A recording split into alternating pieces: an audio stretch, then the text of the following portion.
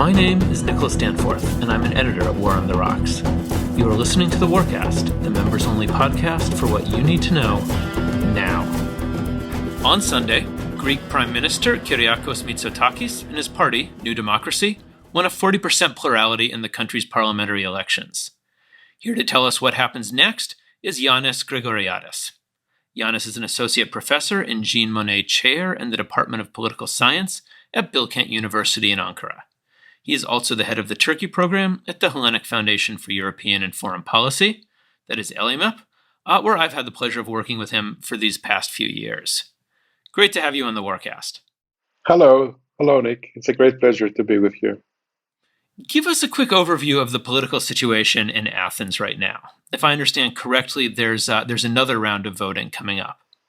Yes, because of the fact that the electoral law that applied in these elections was a law that belongs to the full proportional representation types, which means that there was no majority of the seats for the party that won the plurality of the votes.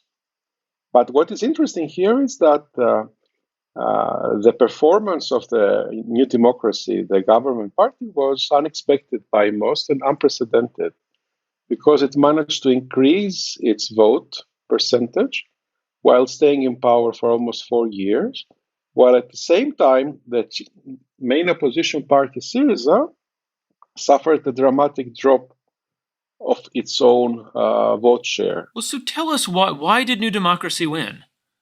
Apparently, the message that the government attempted to communicate to the public found resonance with increasing part of the Greek public opinion, and I think that has to do with the hopes for economic recovery, the perception that New Democracy is the party that tries to consolidate a new normal for Greece in the aftermath of the economic crisis.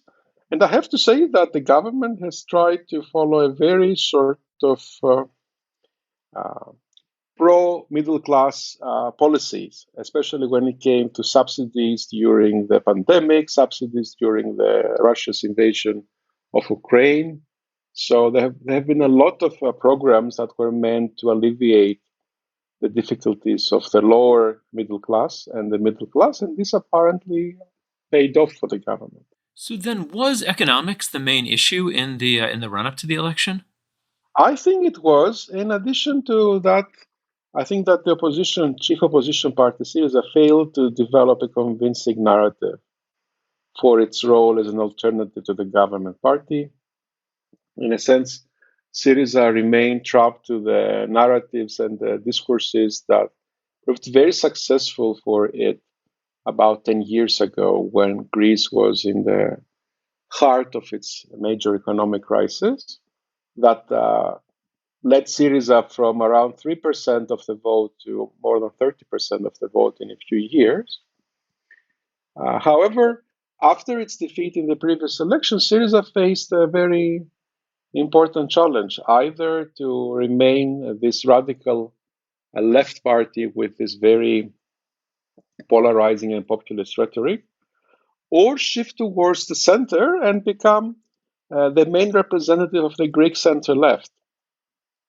There were some vacillations, in my opinion, at times, but it appeared that Syriza failed to make a clear decision on this, and this uncertainty led to the decline of the vote because some of its voters fled towards the New Democracy, which was introducing these social welfare instruments in its policy tools.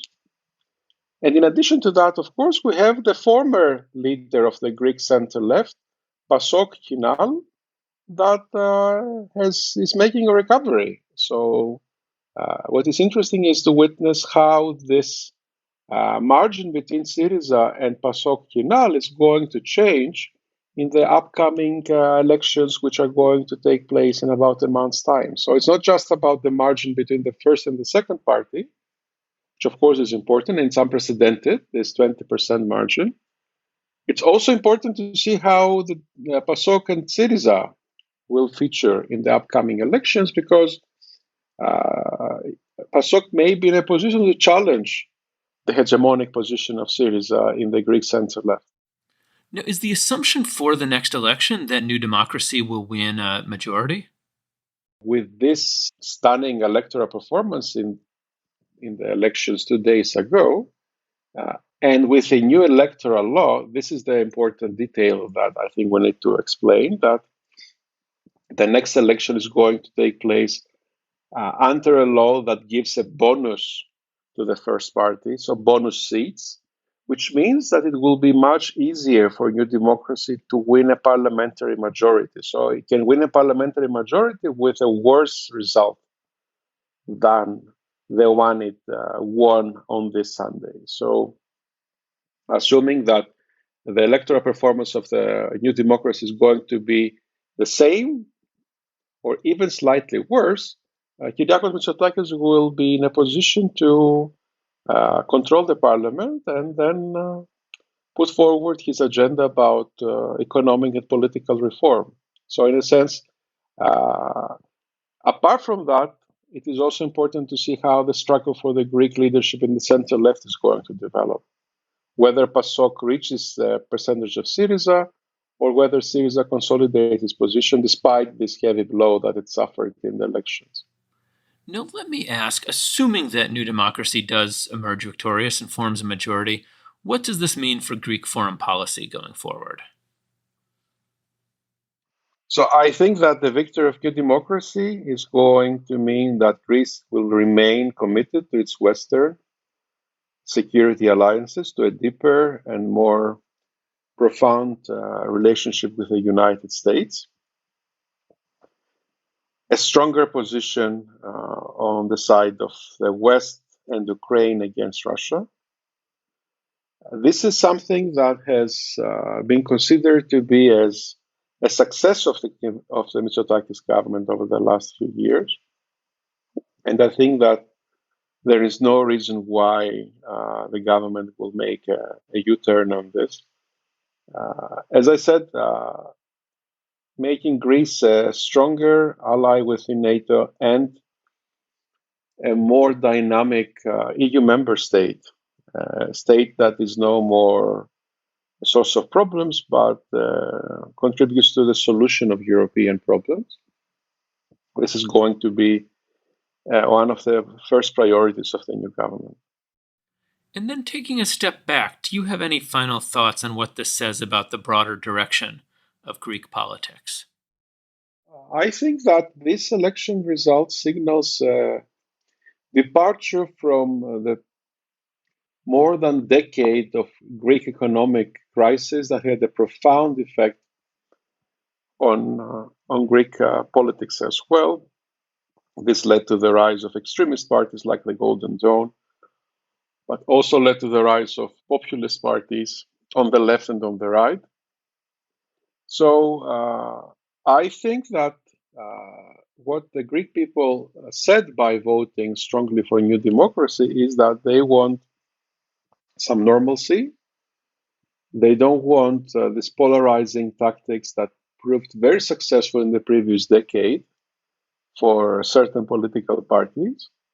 And they want to see a political debate that's centered around the center of the political spectrum in Greece. So to the extent that Syriza failed to deliver this promise of moving to the political center, to the center left, I think that it paid the price for this decision, and it remains to be seen until the next upcoming elections, where Syriza is going to frame its position along these lines, or maybe PASOK Kinal, the former leading party of the Greek center left, will be in a position to move into that direction and fill that gap.